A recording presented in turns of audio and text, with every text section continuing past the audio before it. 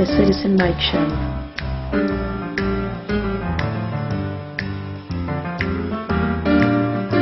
News. Commentary.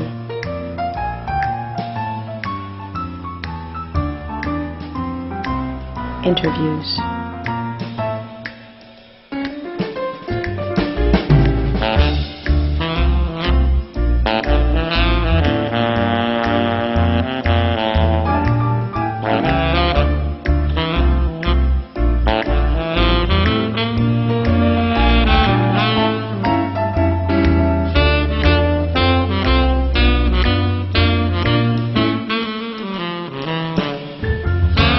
Citizen Mike Show starts now.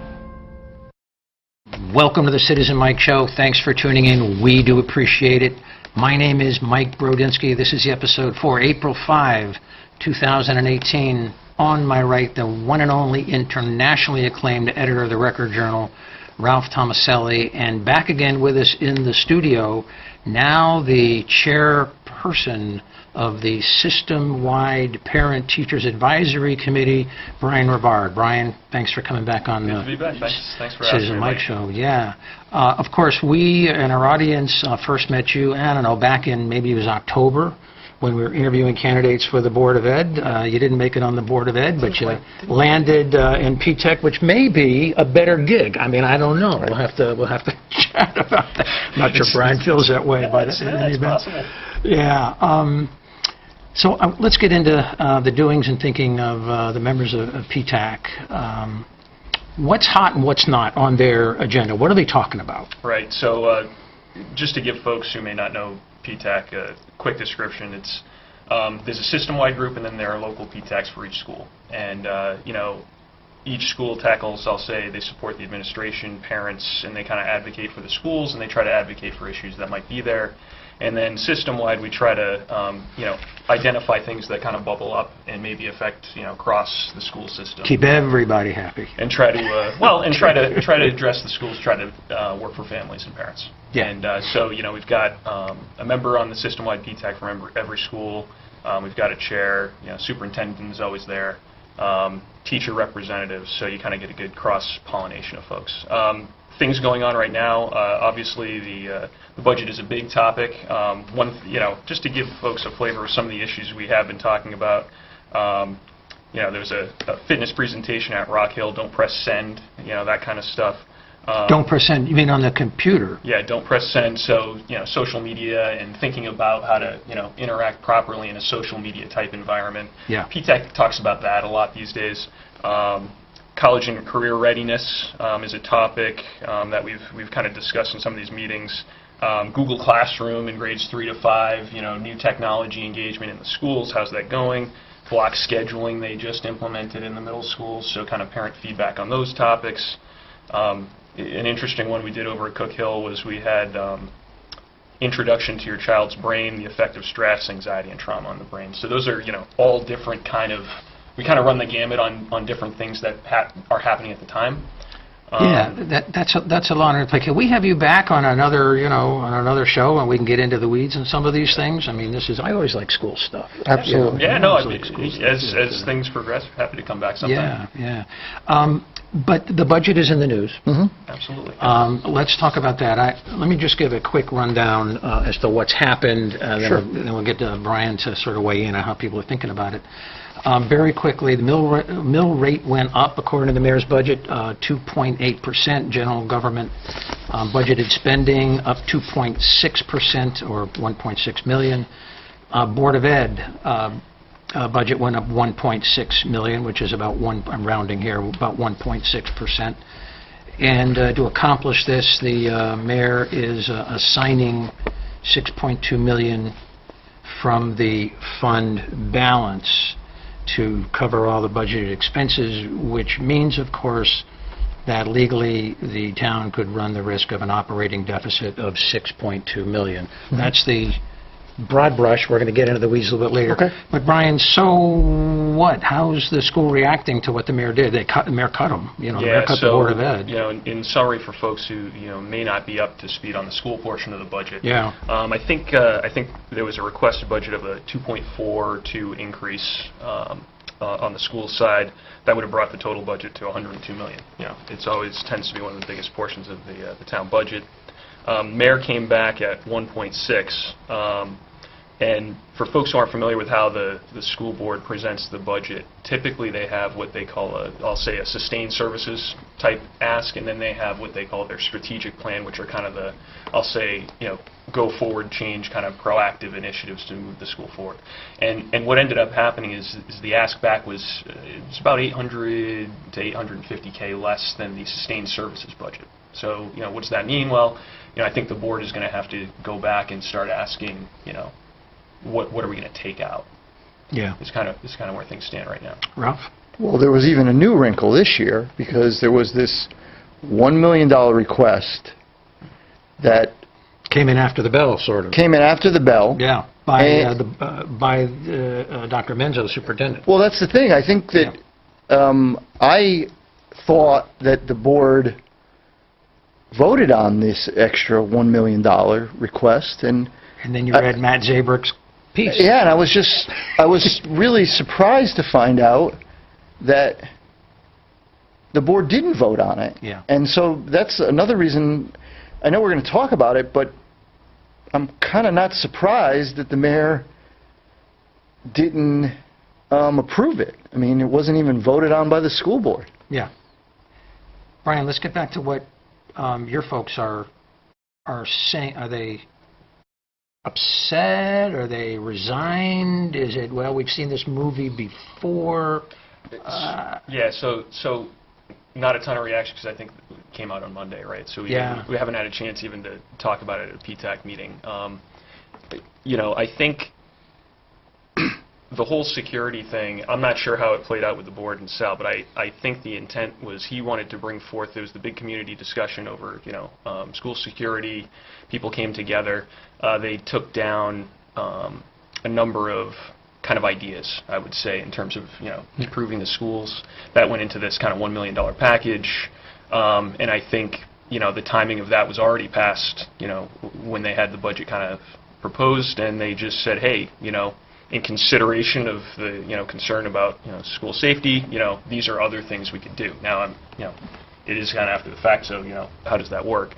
There are certain things within that I think that parents in particular were interested in understanding more. Obviously, one is school resource officers, because that was a bigger portion of that I think in terms of the dollars associated with it. And then on the flip side, in the I'll call it the proposal that did make it in, there were school social workers asked for at the elementary schools to help with social emotional development and some of the things that might be more you'd like to address those at a young age to try to improve the trajectory of some of the students in the school in terms of their success. So those are a couple topics of discussion that people have been thinking about, I think. Resource officers has come up before with the school board. It never made it in the budget. There is a possibility that the mayor's reaction to that request over the years and the reaction of some council members or the request by some council members perhaps to see more police officers, but maybe the mayor wrapped up both elements in one action, which is to add 2 additional police officers to the Wallingford Police Department. Maybe he was thinking some of that police officer time might be shared with the school system, consistent with public safety and crime suppression and that kind of thing. But Right.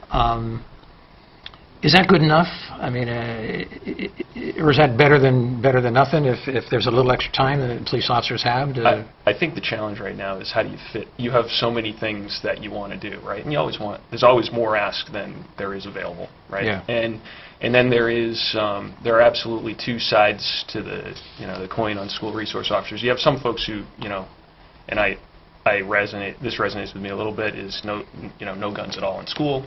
You have the other folks who I think which is another extreme, which isn't necessarily accurate, is that, hey, if you got a guy on the line there, they're going to improve security. I think, the reality is if someone, were to come to the school with, a high-capacity weapon or something. An attacker with a gun. Yeah, I think most parents feel, that person is not going to be some kind of a wall, and I think there's not really much data there to support that would be effective. However, a lot of parents have brought up school resource officers in terms of the kind of proactive element that they can bring. I'm not advocating either way, but the argument there is, after Newtown, a number of towns in Connecticut did get school resource officers. They're in place in Massachusetts in quite a few schools.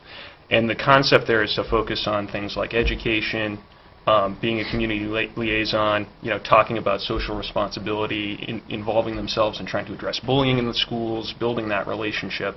And then kind of the security piece would be, recommendations on how the school could be more secure, right?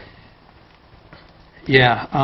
A quick aside, Ralph, because I know you have some thoughts. I was discussing this issue with my oldest sister that lives in North Carolina and is very close to the what's going on there, and particularly in the school district. She's a retired educator, and I asked her, "Do you guys have resource officers?" She says, "Yeah." And I said, "Well, are they guys with guns that are authorized and it's in their job description and they can pull out a gun and shoot dead an attacker?" I said, good question.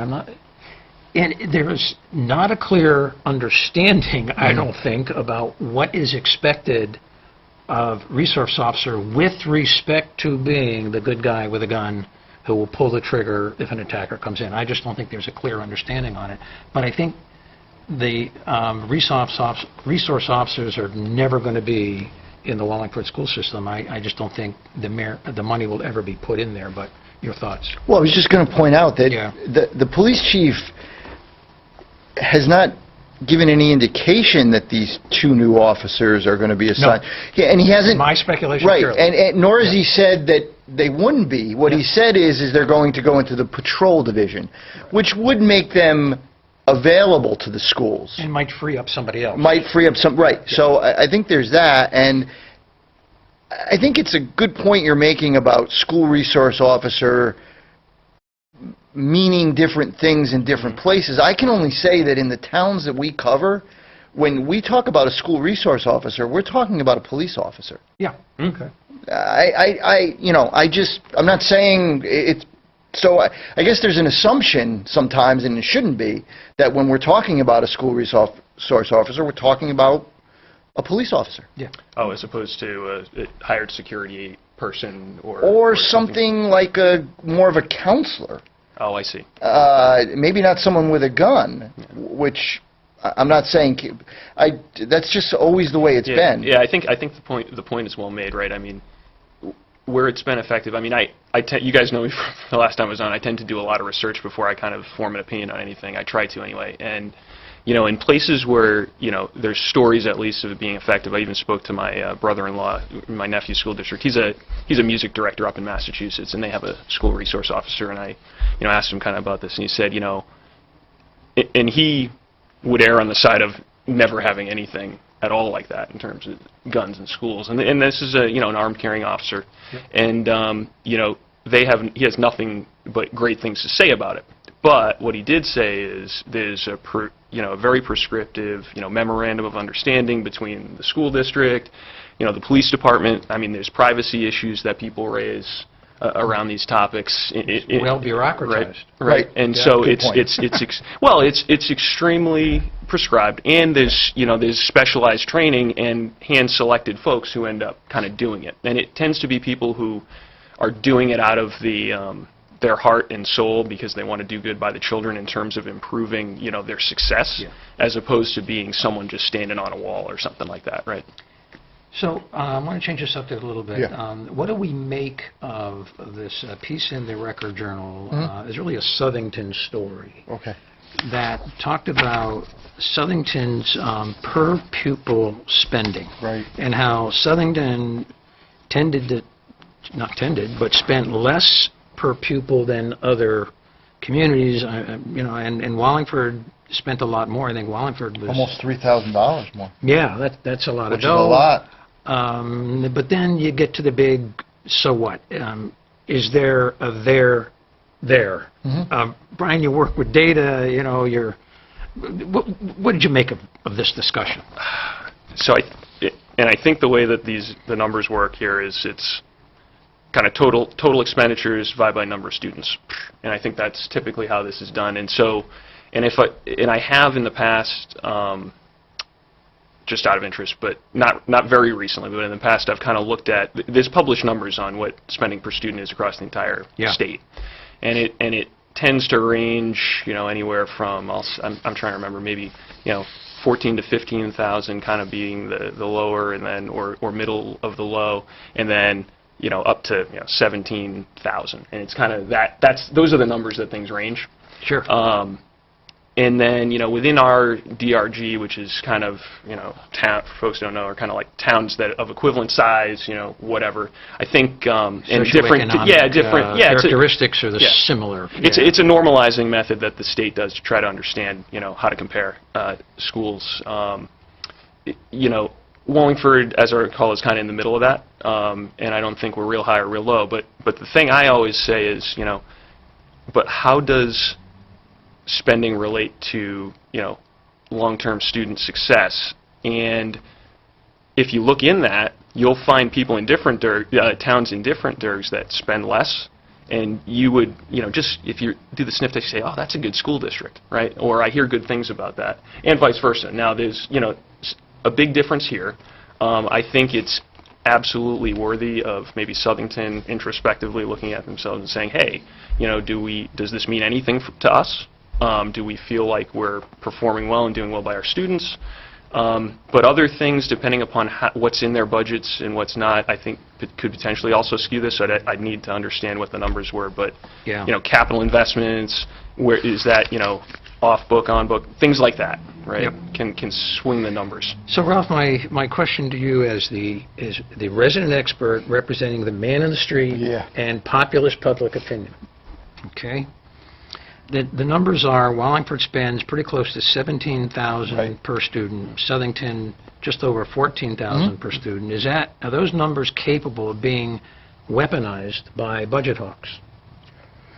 Wow. Yes, they are, and they could be even weaponized by, say, school resource officer hawks. People who want, and I don't, and the key word is weaponized. So this is there's much more to it. It's a rhetorical flourish on my part to get you talking about it. Right, and so, for example, Southington, which spends far less than Wallingford per pupil, has school resource officer at the high school and I believe the 2 middle schools. Okay. So if you're a Wallingford parent, you're spending $3,000 more per pupil, you've got a case for wondering, why don't we have a school resource officer? The other thing I'd say is Meriden, which spends even less, I believe, than Southington, and has a smaller education budget than Wallingford, has school resource officers at 2 high schools, 2 middle schools.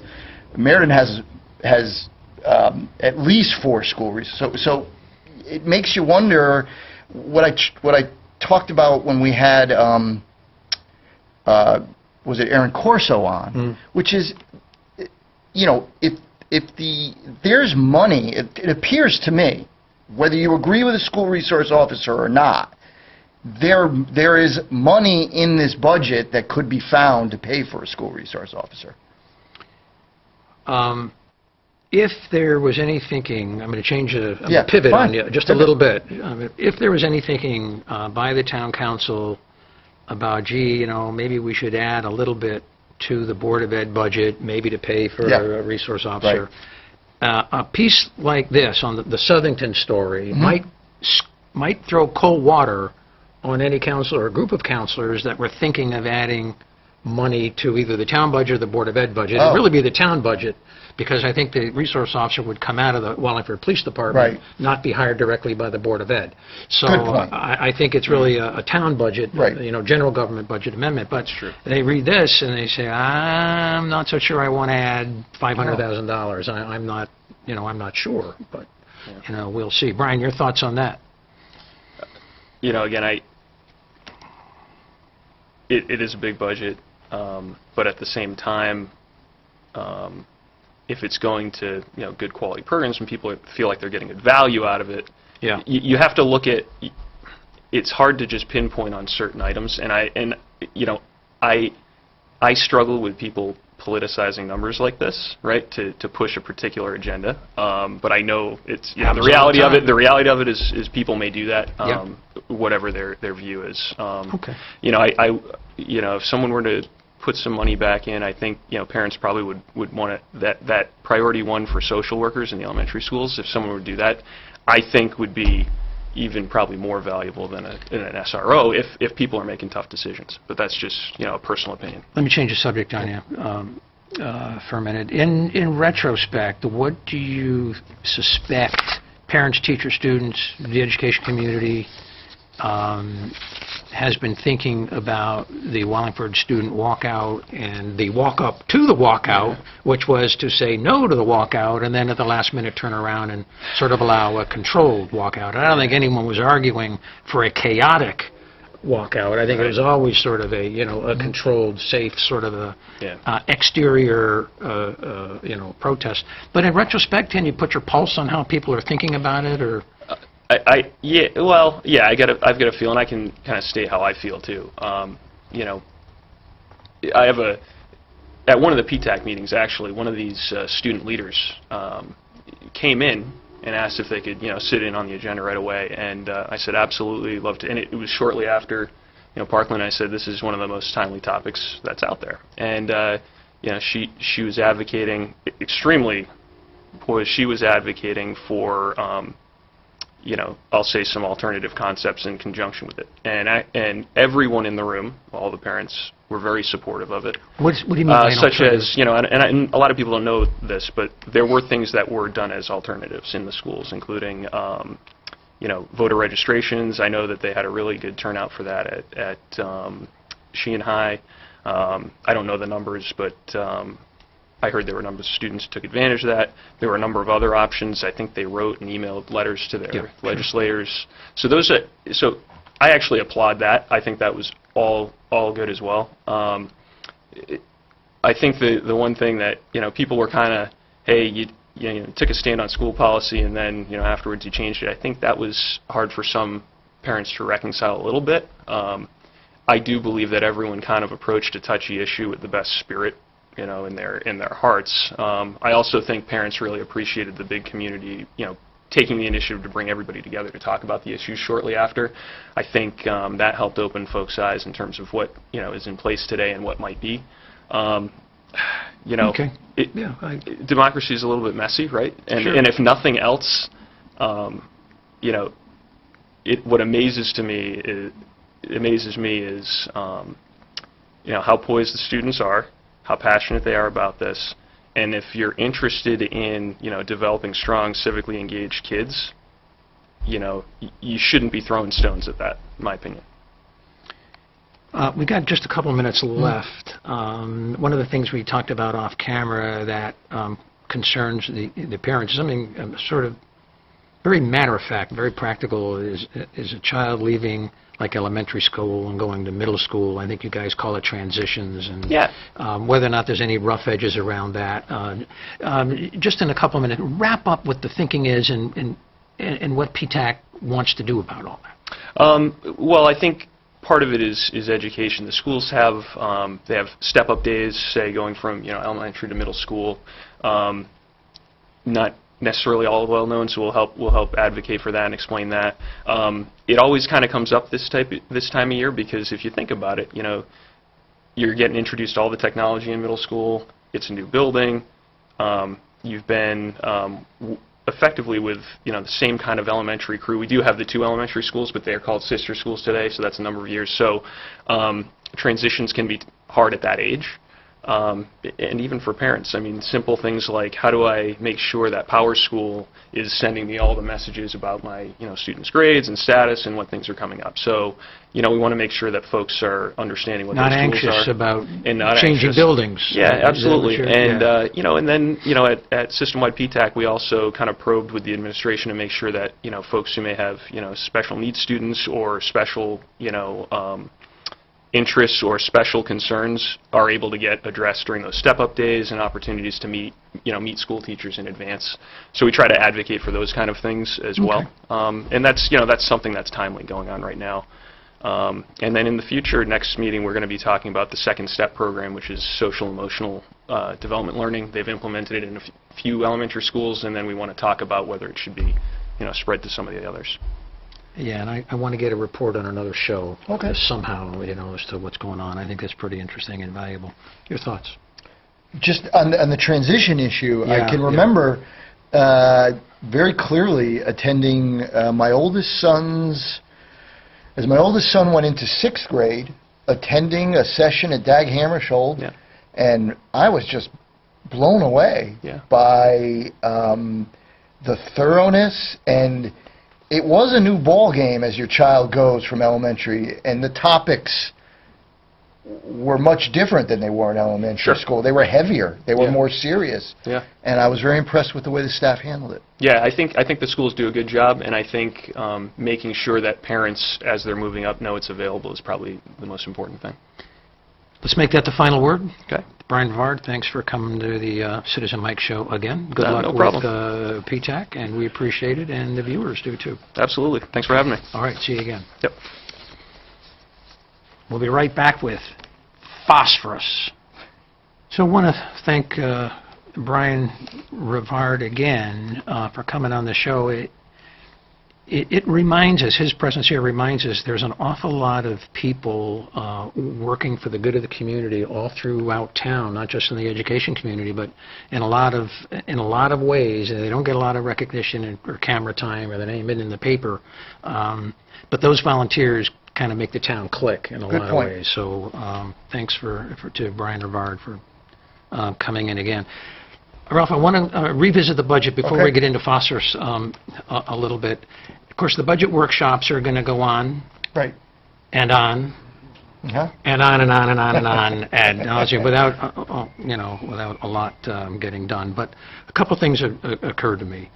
I think we say this every year, but it's worth repeating.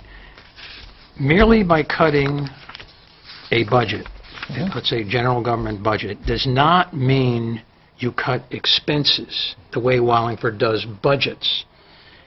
It seems counterintuitive. One might think, well, you cut a budget, you cut expenses. No, not necessarily so. What drives taxes are, in the long run, are expenses. A quick illustration. So if your, let's say, actual expense is $10 for a category, but you budget 12, if you cut the budget from 12 to 11, your expenditures are still 10. You haven't done a thing to cut back on expenses. So I just want to make that and move on. You and I had talked about, I think we had a town councilor on the show, about an initiative that didn't meet with much success on the town council to try to get an interim report on how the town is doing, at least by the time they adopt a new budget. So if the town is running into a surplus, they know they can react, a certain way, maybe be more liberal with resource officers. On the other hand, if they're running a deficit, they need to know that too, so they know, how careful they need to be. That initiative or that thinking on the town council went nowhere. There was no follow-up. It was a discussion about, can we get a report from the administration as to how we're doing in the middle or towards the end of a fiscal year. There was some discussion, but the issue was dropped. But we need that discussion back. We need that interim report back. We had an operating deficit fiscal year 2017 of about 1.4. We don't know, and that's my question. We don't know what this fiscal year is going to bring. I think the mayor knows. I think the comptroller knows. If they don't know, they shouldn't be in office. If the comptroller in the beginning of April says to the public, I have no idea how the town is doing, I just have no clue, he shouldn't be in that job. And a mayor who says, I don't know, I don't speculate, he shouldn't be reelected. Because he's elected and reelected primarily for management of finances, the ceremonial functions, the speeches at graduations, all that is fluff. But first and foremost, it's fiscal and financial management. He gets paid to know how we're doing right now, and he owes it to the council and the public to share that. But the council has to ask. Right. And they haven't. I don't think they will. Maybe there'll be a splintered comment here or there, but a concerted effort, a unified effort to get a meaningful report, I don't think it's ever going to happen. So we ran a deficit 2017. Suppose you run one in 2018, and that year is just about spoken for. And supposing the budget that the council is going to pass in about a month has another deficit, that's 3 in a row. Wouldn't they want to know sort of how things are going? Your thoughts on that? And then Well, what you're getting to here, I think, is the way Wallingford's government is set up on paper. In other words, the powers that the mayor and the council have, and also the dynamics which aren't on paper. And that has led to the situation that you describe. A mayor that has a lot of powers on paper has certainly, in the dynamic of things, gathered other powers, and a council that for some reason is really deferential to the mayor, and that goes to politics. And I just want to get to an example real quickly where it doesn't work that way. Southington, the town we just talked about. Southington has been talking about its current fiscal year deficit since the end of last year. they've known where they're headed. Well, and it gets to, again, how government is laid out on paper and the dynamics of it. In Southington, you have a town manager, you have a board of finance, you have a town council, and actually, in Southington, it is the town council chair who has taken the lead on gathering information from the manager who works for him, the board of finance, and the board of education, which doesn't work for the town council chair. So he's in a position to ask the town manager for the information that the mayor won't provide to the council. The board of finance has oversight on the budget, so you not only do you have a council involved in the budget, but you have a board of finance. And kind of because of this dynamic that exists in Southington, you know what? The Board of Education doesn't report to the town manager or the town council chair, but they've certainly participated in this exercise. Yeah. And so... And they know where they stand right now. And the bottom line is, you're right, Yeah. I'm going through all this to... Yeah. And what you don't... Right, they know where they stand very clearly. And there's a big debate in Southington about how to extricate themselves, but everybody knows where they are. And just to sum it up real quickly, you know, it's one of the reasons why, Mike, that as a resident, I really am leaning towards a town manager form of government in Wallingford. I don't want to go through this again with a potentially a mayor for life who doesn't have to tell anybody anything he doesn't want. From either party, Mike. Yeah. I don't want it on either side. Yeah.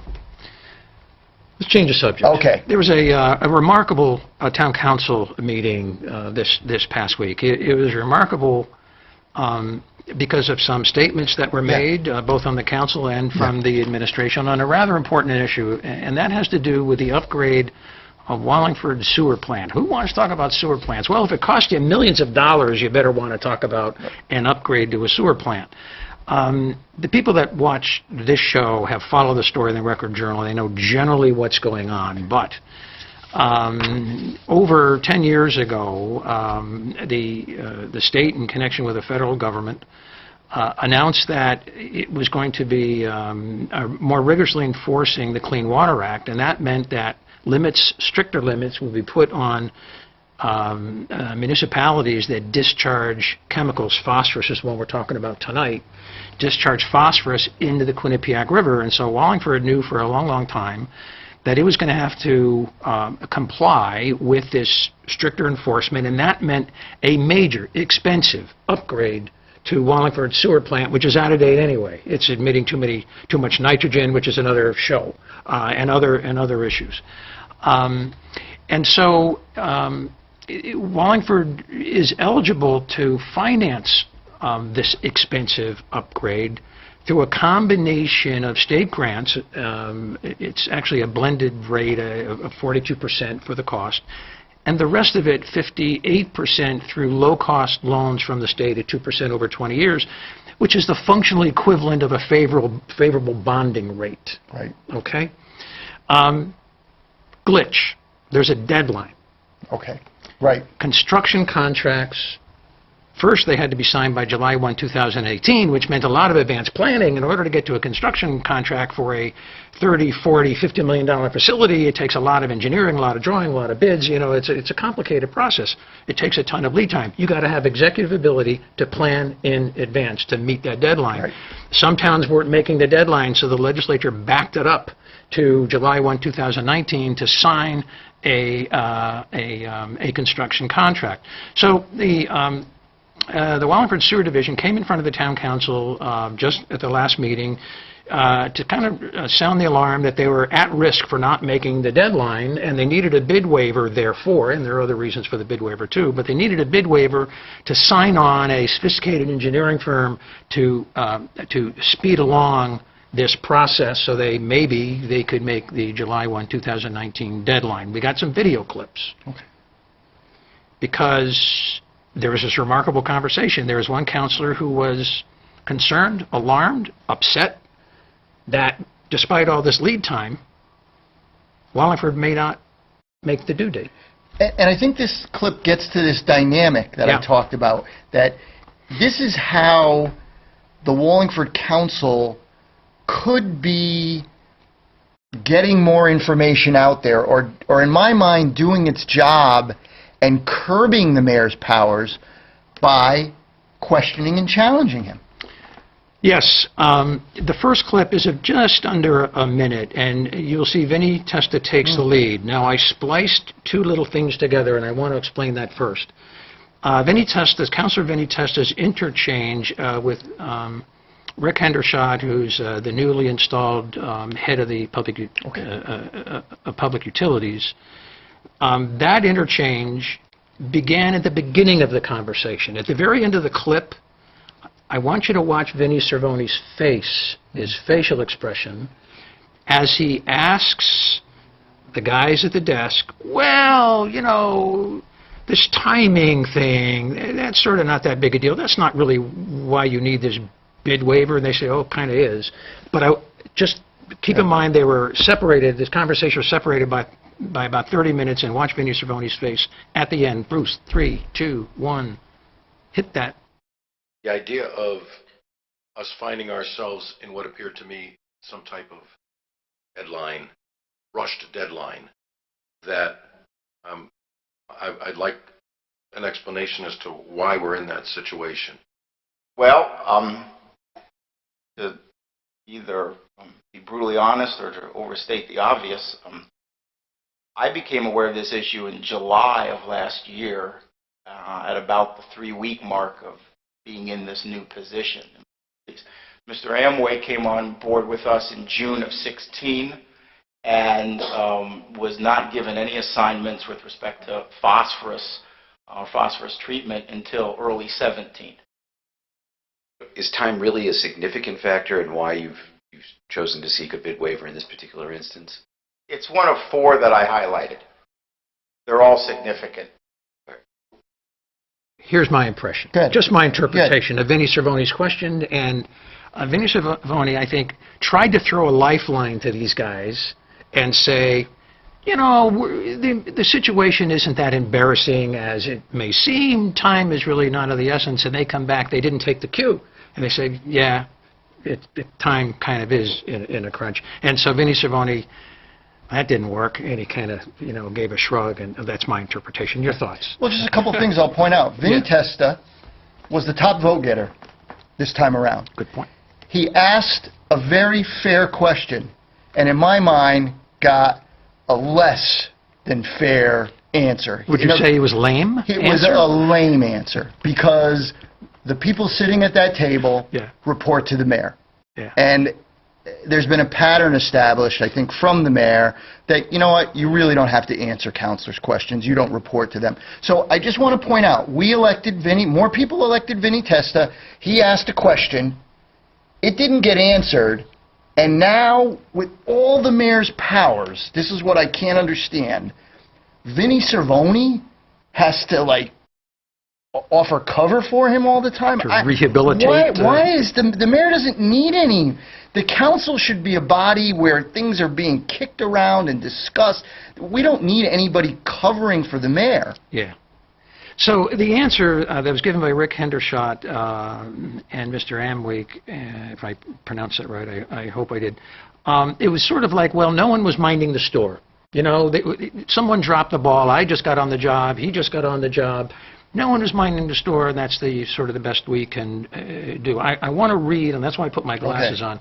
I want to read 4 lines from the Public Utilities Commission minutes of September 5, 2017. Okay? And it goes like this. Mr. Burney, who was one of the Public Utilities Commissioners, Mr. Burney asked the meeting there, the PUC meeting, if Wallingford was behind in the upgrade to the sewer wastewater treatment facility. Mr. Burney asked if Wallingford was behind. Mr. Amwake said Wallingford was dead last. Mr. Hendershot said this was because it wasn't started before now. He said this project was first put in the budget in December 2015, but nothing was done. Can you hear the bulb dropping there? So anyway, Vinnie Testa wasn't satisfied with, you know, what he heard. Right. And the following happened. Bruce, we got that second video. It runs almost about 4 minutes, but it's pretty fascinating. 3, 2, 1, go. I want to be comfortable that we didn't get a late start on planning to do the engineering and so forth on this because we didn't think it was fair, or we were going to fight it, or we were against it. We thought it cost too much money. I just want to make sure that nothing was delayed because the town was saying, we're not going to do this, we're going to fight this. And now we find ourselves in a position where we have to do it, but we may potentially, and complaining about the money all the way, we may find ourselves in a position of losing money, having it cost us more money because we were stubborn about agreeing that we were going to go ahead and do this. We knew we had to have this work done because that gives us the argument as to whether this makes any sense or not. You have to really determine what the actual cost is. There's never been a reluctance to do a study and put that information before us and the public in general. We have to have that information, so we need to spend the money for design and ultimately a bid construction amount. But it doesn't change the facts behind the scene. And to assume that we have to do this, I think is a mistake. What do you mean to assume we have to do it? We have to do it. I'm just saying, to assume we have to do it is a mistake. That makes no sense to me. No, what do you mean to assume we have to do it? We're being told we have to do it. And maybe those who are saying that are in error. That's what I'm saying. There's a crisis coming. We're in the midst of it, and this is one of the pieces of it. So you're saying it's possible we won't have to do this? That's exactly what I'm talking about, the mentality that we may not have to do this, but I'm afraid we're going to find ourselves in a position where we have to do it, but because we were so stubborn, we lost 30% funding or 20% of our funding. I'm saying at 50% funding, this is unaffordable at a $47 million cost. At a 50% funding, you're talking about a significant increase in sewer rates. You know, too many people who are so flush that it won't matter if their sewer bill goes up by twice. We need to know what that is. Well, that's my concern. Well, it depends on how you fund it. We could bond it. My concern is who is going to pay the cost of this, with or without the funding from the state, because it will mean a significant increase in sewer cost. I think someone has to represent the general public, and that means us.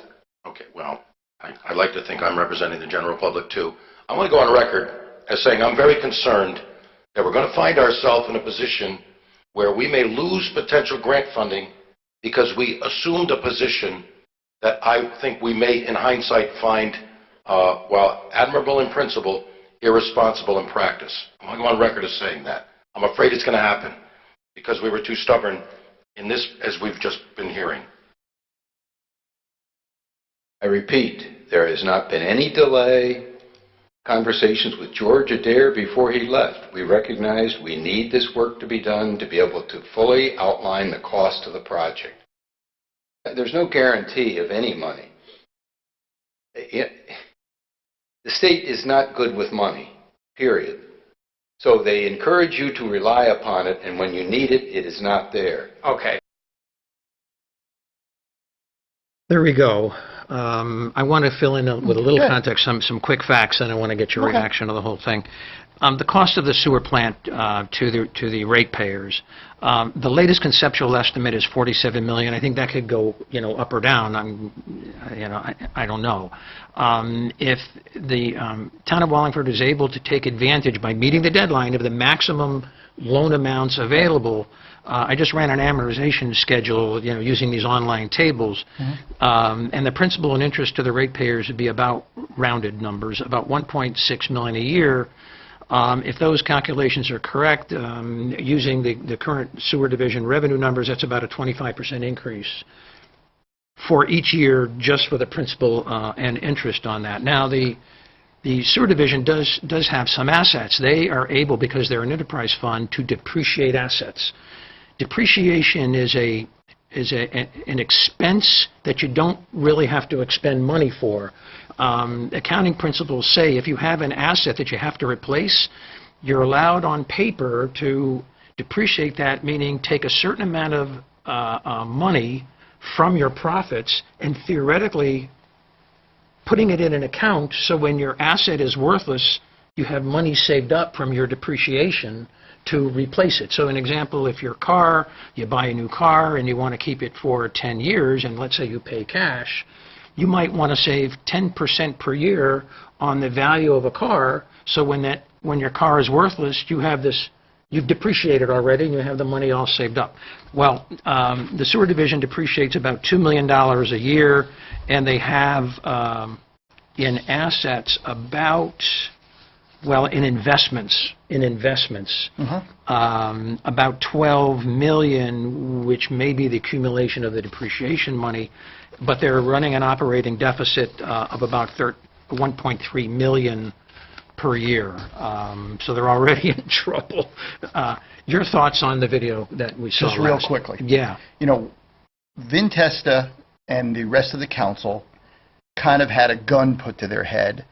Approve this now or risk losing funding, which is why Vinny is doing his job as an elected official and asking questions. The mayor should be giving him answers, not some Shakespearean riddle. You watch that, and the mayor is very cryptic, and he's contradictory, and he avoids, to me, it's not, I think we can all equate, say we're all sitting around a table at work, and we ask questions about something, and a colleague gave us those types of answers. It wouldn't fly in the private sector. Yeah. It really wouldn't. And just to sum it all up, and I didn't see the whole council meeting either, again, I'm going to say, I can see why Vin Testa, in this clip, was the top vote getter. Yeah. And I can also see why Vin Cervoni wasn't. Yeah. And Mayor Dickinson's margin did not, in this last election, was not what it... So my point is I really think that the mayor and Vin Cervoni need to adjust their approach a little bit, and Vin Testa should keep doing what he's doing, because obviously the voters like it. So my conclusion after watching both videos, reading the minutes, and just doing what I do, is it's that either the mayor gave a wink and a nod to George Adair, the former director of public utilities, and said something like, we're not in the long run going to be doing this, so you don't really have to press this. Either that happened, or it was just pure negligence that the ball was dropped. It's got to be one or the other. We read the minutes. Right. Nothing was done. We read, from 2005. It was just dropped, even though Adair was there. The same PUC was really in place. And mysteriously, the Public Utilities Commission allowed the ball to be dropped, or else they were in on the mayor's thinking that something will happen. They'll either go to court, get the law changed, or something, that they'll be bailed out somehow. And I left this second video not knowing the mayor's true intentions. Right, and I'm sorry. Yeah. Okay, because if the mayor's point is that he feels he doesn't have to do this project, I have no problem with him that being the answer. Yeah. Just say it. You know, Vin Testa and the public deserve a straight answer. That's all I'm saying. That wasn't a straight answer. If your answer is, I don't think we should have to do this, and by gosh, we're not going to do it, I can respect that. And here's what that would look like, if I can, sort of a fictional recreation of how that would look. So the mayor would say, Mr. Testa, here's the story. We have no intention of doing this project, but to make our case either in court or in Hartford or in Washington, we need a hard number. And $47 million is a hard number, and we're not going to do it. But we got to go through these interim steps to change the law or challenge the law, and that's why I'm doing this. Vote whatever you want, but that's my true intentions. That's what it might have looked like. Absolutely. If that's what he meant. Right, and not this, I think somebody has to look out for the public, which is just a cheap shot. Yeah, cheap and speech. coming from, and maybe this is kind of a cheap shot too, but coming from a mayor and a PUC that has now spent $2 million plus on a lawsuit that Talking about CMEC? CMEC, the CMEC suit. I mean, they're just not in a position to throw stones, to be quite frank with you. And from my perspective, they're not. Yeah. It's closer to $3 million than it is Right. to $2 million. But so either the mayor's strategy is we're going to change the law or challenge it, and we're not going to do this project, or there was a lapse of management. Of course, he's never going to admit it, but that would be the truthful answer. The ball was dropped. We took our eye off of it. The PUC was napping. Right. Now we're caught short, but we're going to do everything we can to make sure we don't have to pay a price for that. And that's why we want the bid waiver. Of course, no politician would ever admit that's what's going on, but it's either one or the other. Right, and this is why I want a town manager. Yeah. Because a town manager could never get away with giving answers like that. Yeah. He would never last. So in this council meeting, Gina Morgenstein had some comments. Jason Zandri had some comments. I think Craig Fishbein had a question or two, but it was off this point. No other Republican spoke. Well, we heard Vinnie Cervone's comments to try to throw them a lifeline. No other Republicans spoke. It was sort of amazing to me. It was sort of remarkable that happened. But you got the final word, and then we'll shut down the lights. That's why the mayor's power on paper is incredible. And then when you add in that dynamic of lack of legislative oversight, well, he just becomes the king. Let's make that the final word.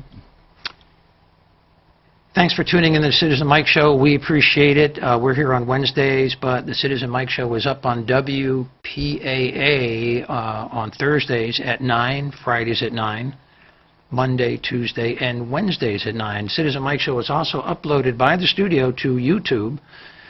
Go to YouTube and search the Citizen Mike Wallingford channel. You'll find it. And we can email you a link directly to the show, too. Thanks for tuning in. We do appreciate it. Hey, if it's 9 at night, it's Citizen Mike. Good night, everybody. Be safe.